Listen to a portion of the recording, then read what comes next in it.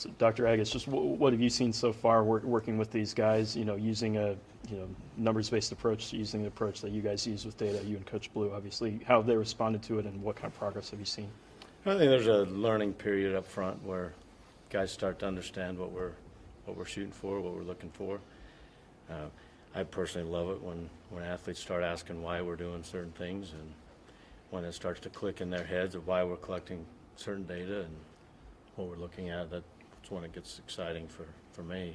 We're almost there.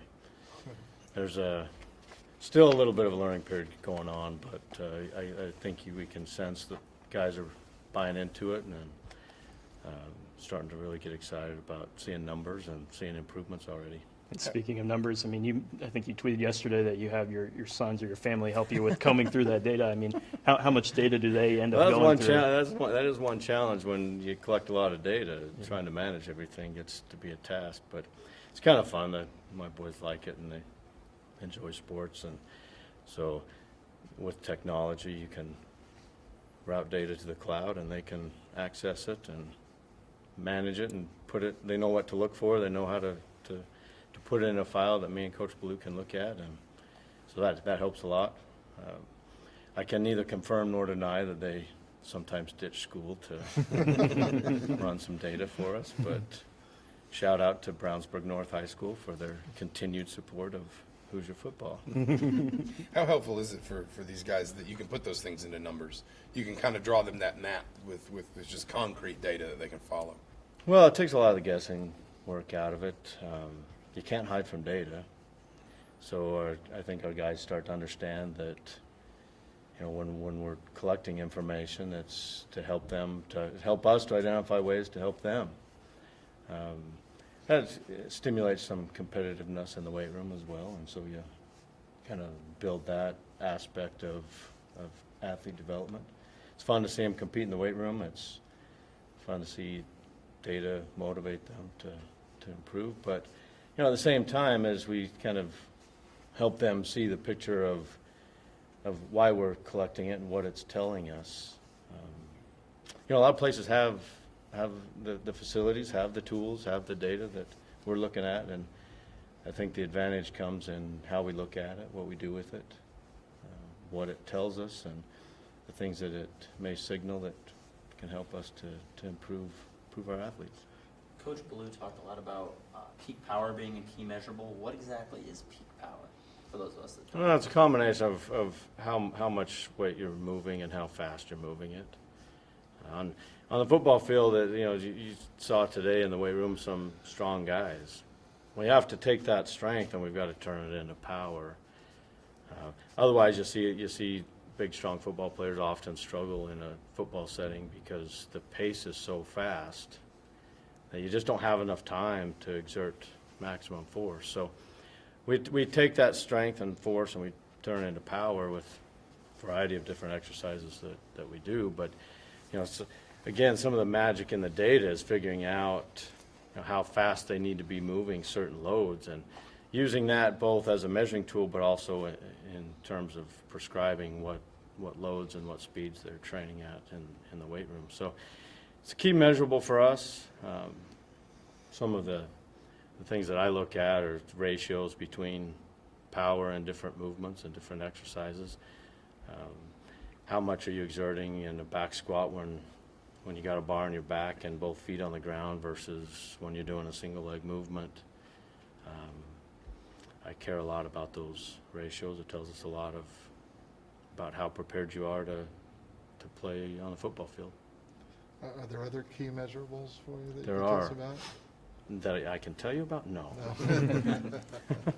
Well, I will tell you, so individualization is something that I've been studying for quite a while, and every layer of individualization that you put into a program gives you about 8% added athlete development. So a lot of places might change the program based on a position, which is a rudimentary form of individualization. I'll give it to them. There's one layer there. Mm-hmm. We have 11 layers of individualization going on right now. So that means we're taking in a lot of data, but the internal research program guides us on what data are really important and what they tell us and how to make changes to an athlete's program based on those numbers. So to make those 11 decisions, I think we're collecting between 25 and 30 different variables that we use to make those decisions Per When did player? per player. When did you first get interested in this, going that direction with data? So I played in the late 90s, started to kind of get into it then when you, as a player, where I was fortunate to have get a couple of different experiences in college football, and started studying exercise science, and football's a passion of mine, and so about everything that I started studying I was applying to football. So specifically studying speed and studying injury prevention stuff, last 15 years or so. Talk about coming in with that first presentation you showed the guys. Was there, a layer of skepticism you had to, kind of convince some players that, hey, this is going to work? The guys have been really good, both from a work ethic standpoint and a buy-in. Of course, they don't really have a choice, so they do it anyway. But I haven't sensed a lot of it. More of it is just getting an understanding of what we're doing and why we're doing it. Neither I nor Coach Ballou are the types of guys to just say, here, do what we tell you to do, and don't ask questions, and just get after it. So there's been a lot of conversation, a lot of dialogue, but I never sensed a whole lot of skepticism or issues with what we were trying to accomplish. As you watch it, you see a lot of traditional exercise, a lot of conventional training going on, mixed in with a lot of unique, what I think is fairly innovative work. And so I think they appreciate that. What's that dialogue kind of like between, you and a player who wants to know more about why they're doing a certain exercise? Well, I always tell them, be careful. You ask a question, I might give you a 30-minute lecture on the whole thing. It usually happens pretty quick. You just kind of see. I do a lot more observation and interaction with the athletes on the field and in the weight room for that specific purpose. We're talking about data. We're talking about things that they're struggling with, or things that we know will help them to improve. And so it's generally a low. It's not an exercise physiology lecture by any means, but it's usually a pretty good, deep conversation that I enjoy. People talk about strength training and conditioning. I think they often think of it in terms of performance, but you also mentioned injury prevention. Mm-hmm. Just how do these numbers and these measurements that you're taking maybe tell you more about what you can do to keep guys healthy?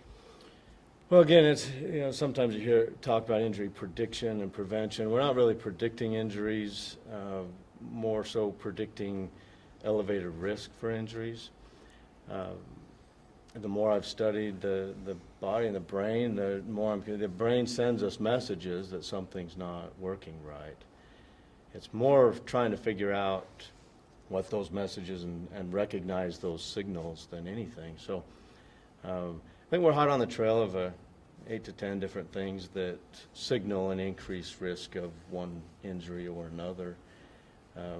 And to Coach Blue's credit, a lot of sports science gets left to the sidelines because strength and conditioning coaches are unwilling to really alter their training programs based on the data that we're getting. And I was ecstatic when he and I started working together, because he takes everything that we see and study and analyze and uses it to alter a training program for an individual athlete.